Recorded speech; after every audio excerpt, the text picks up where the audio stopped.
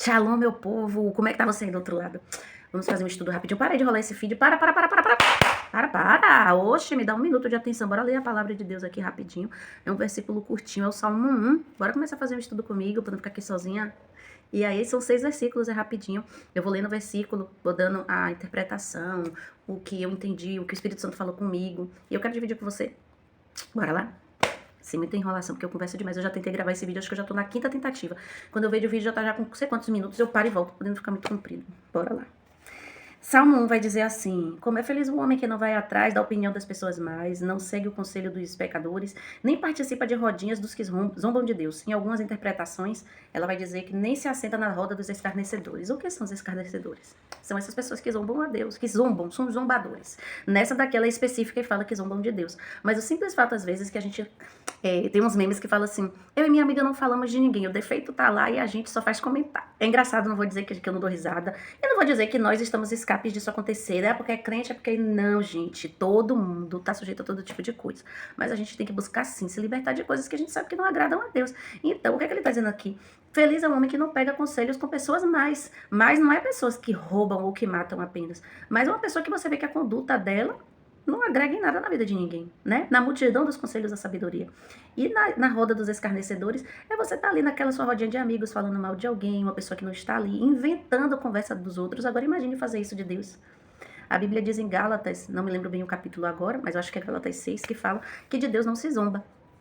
Então, nós devemos ter bastante cuidado com as nossas conversas, com as coisas que a gente comenta, com as coisas que a gente fala, porque, de fato, falar, e principalmente quando o assunto é Deus, a gente passou pelo carnaval aí, teve muita controvérsia, foi isso, não foi isso, e, enfim, o assunto aqui não é esse. Mas, como eu falei, todo mundo tem os seus deslizes, certo? Mas o importante é a gente não ser esse tipo de zombador, a gente não se tornar esse zombador, a gente não ser esse escarnecedor que a Bíblia fala, é a gente buscar andar no caminho reto. Pelo contrário, ele faz da lei do Senhor a sua fonte de alegria. De dia e de noite ele medita nessa lei e fica imaginando como pode obedecer ao Senhor mais de perto.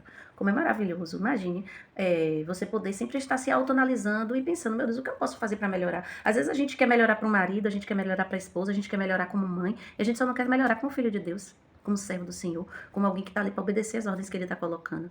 Então, nesse final de tarde, eu convido você a refletir sobre como você está melhorando na sua vida. Será que tudo que você tem colocado como meta, como objetivo de melhoramento, está servindo apenas para você como pessoa, para o outro como pessoa? Ou você também está buscando melhorar como um filho, um servo do Senhor?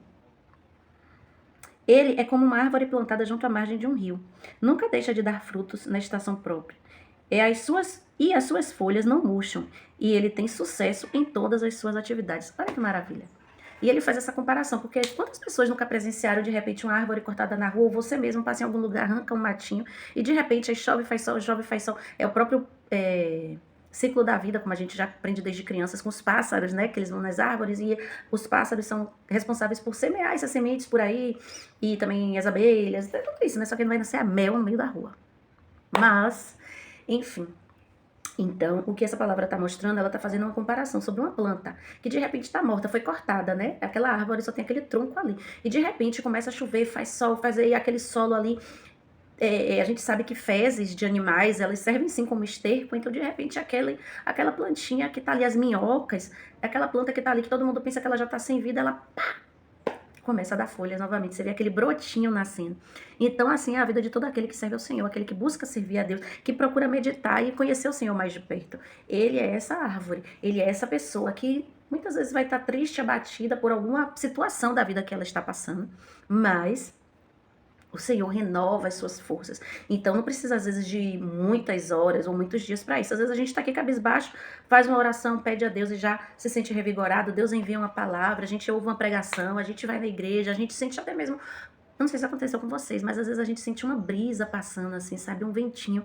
E venha coisas na nossa mente e tudo aquilo ali serve para nos fortalecer. E como é que a gente vai se fortalecer se a gente medita no livro da lei? Porque é no livro da lei que a gente vai achar essas palavras de força, essas palavras de ânimo, para na hora que a gente estiver cabisbaixo, para na hora que a gente estiver triste, de fato a gente ter no que se apoiar, né? Quando as pessoas estudam psicologia, por exemplo, a Bíblia já fala disso há muitos anos.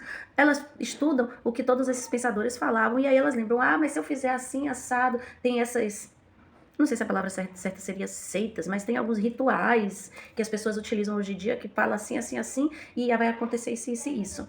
Mas a Bíblia já diz isso, que tudo a gente está no poder da língua, então é tudo que a gente fala. E o que é que a gente deve falar? Onde é que a gente vai aprender? A gente não vai para a escola aprender português, matemática, conjugação, verbal, nominal e tudo isso? Então esse tipo de aprendizado a gente também vai ter na Bíblia. O que é que eu devo pensar na hora da aflição? Ainda que eu ande pelo vale da sombra e da morte, eu não temerei, porque o Senhor está comigo. Então, para que esses versículos, para que essas frases de autoajuda na hora da dificuldade, você saber que você não está sozinho de fato, faça um sentido para você, é necessário que você medite, que você busque andar em intimidade com Deus. Mas, e como ele disse no final, voltando aqui rapidinho, tudo que ele faz, e ele tem sucesso em todas as suas atividades. Por quê? Porque o maior conselheiro é esse aqui. O maior conselheiro é Jesus. E você só vai ouvir Jesus falando se você ler a palavra. As palavras de Deus não vão ficar aqui na sua cabeça, não. Porque se você não tem base do que Deus falou, como é que você sabe que é Deus falando com você se você não sabe o que está escrito na palavra dele? Se de repente você está aí dizendo, tudo que é meu vai vir. Você viu isso aonde? Você sabe o contexto? Você está fazendo, você está buscando, servindo, buscando isso aqui, ó, que eu falei, meditar de dia e de noite. E buscar obedecer ao Senhor mais de perto. Você tá buscando. Então, quando a gente busca, eu tô buscando, às vezes eu falo você, gente, eu tenho que parar com isso, que é um erro grave, né? A gente fala na terceira pessoa, a gente tem que falar da gente. Então, eu estou buscando isso, porque para que eu espere que o Senhor traga para mim tudo que eu quero, que eu desejo, para que a minha oração seja ouvida por Deus, eu tenho que buscar estar perto dele. Eu não posso estar a 1 quilômetro de distância. Se imagine aí seu marido, sua esposa, ele tá lá a 1 quilômetro de distância, você grita daqui. Eu grito bastante, viu? Quem me conhece sabe que eu dou cada grito, mas tem as interferências. Imagine a gente a 1 quilômetro de distância no carnaval. Eu vou gritar, ele tá prestando atenção em mim, mas será que ele vai conseguir entender e fazer certo? Então é mais ou menos assim. Você não pode estar nessa distância de Deus, porque existem os ruídos. E eu vou te dizer uma coisa, os ruídos eles não interferem no que Deus está ouvindo, mas ele interfere no que você está falando. Deus quer você perto dele. Então não dê vazão para esses ruídos atrapalhar a sua relação com Deus. Busque estar sempre conhecendo, sabendo o que é que ele quer. Mas os homens maus vivem sem direção e sem segurança, como a palha que é levada pelo vento. Não preciso nem falar, né? Por isso, no dia do julgamento preparado por Deus, eles serão condenados. Os maus não terão lugar entre os que obedecem a Deus. Eu vi hoje uma palavra, Provérbios 16, versículo 3 e 4. E 3 e 4 confirma essa palavra aqui que já estava no meu coração, né? Que até os maus, o começo, que é o versículo 3, diz, consagre ao Senhor tudo o que quiser fazer. Tudo tem um propósito para Deus, até os ímpios para o dia mau. Então, até toda essa maldade que a gente vê no mundo, ela é um propósito de Deus para que você escolha, para que eu escolha o caminho que eu vou seguir, as coisas que eu quero fazer. Não é à toa que tudo vai acontecer. Então, a gente tem o nosso livre-arbítrio. Se eu escolho, o que eu escolher vai ter consequência. Então, é isso aqui que a Bíblia está falando.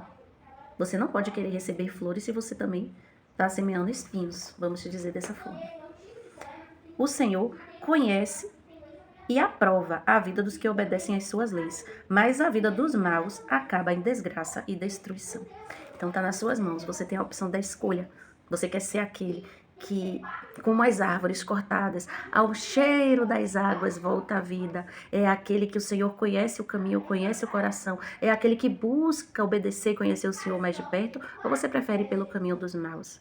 Dos que zombam a Deus, dos que zombam de Deus e andam por caminhos tortuosos. Então que nessa noite nós possamos refletir o quanto Deus é justo, o quanto Deus é bom e o quanto Ele nos chama, aqui Ele nos aconselhando. Não ande com quem traz coisas ruins, desvia os seus olhos do que você deve dar. E agora eu vou dar até um testemunho antes de enviar de terminar esse vídeo.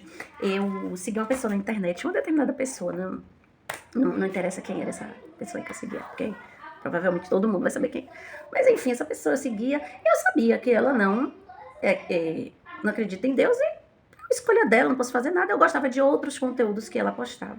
Só que de repente ela começou a fazer muito conteúdo zombando de Deus. E um dia Rian olhou pra mim e falou assim, minha mãe, você precisa deixar de seguir essa pessoa. Aí eu falei, Rian, mas eu gosto, acho engraçado as outras coisas que ele fala. Quando essa pessoa fala isso aqui, eu tiro. A pessoa não vê. Aí esses dias eu fui ler esse salmo com o Rian, de manhã, antes dele ir pra escola. Gente, isso foi um tapa na cara. Na mesma hora que eu li, não se assenta na roda dos escarnecedores, das pessoas que zombam de Deus. Eu falei, Rian, meu filho, você tem toda a razão, sua mãe errou. E aí fui lá no Instagram da pessoa. Deixei de seguir. Aí você pode dizer, não, Jéssica, não sei o que, não, é assim sim. Tudo na vida é uma escolha, tudo na vida é um sacrifício. Não é a vida mesmo que fala que sem sacrifício não há crescimento. Então, eu quero crescer em conhecimento diante de Deus em primeiro lugar.